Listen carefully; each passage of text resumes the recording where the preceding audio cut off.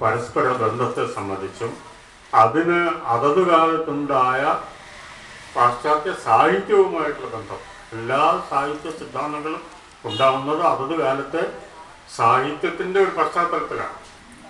ആ പശ്ചാത്തലം മനസ്സിലാക്കാതെ അതിന് മീമാംസ മനസ്സിലാക്കാൻ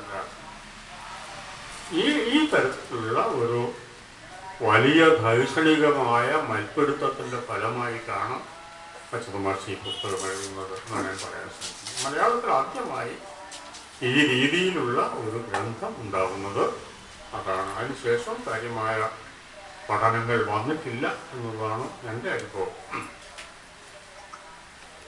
പിന്നീട് അദ്ദേഹം എഴുതുന്ന ഗ്രന്ഥം ചെറുകഥ ഇന്നലെ ഇന്ന് എന്ന് പറയുന്നത്. അതുപോലെ തന്നെ വളരെ ഗവേഷണ പ്രധാനമായ ഒരു ഗ്രന്ഥം. അതിൽ എന്താണ് ചെറുകഥ, ചെറുകഥ എങ്ങനെയാണ് നിർവചിക്കാൻ കഴിയുക എന്നുള്ള വളരെ സങ്കീർണമായ പ്രശ്നത്തോട് ആരംഭിക്കുന്നു.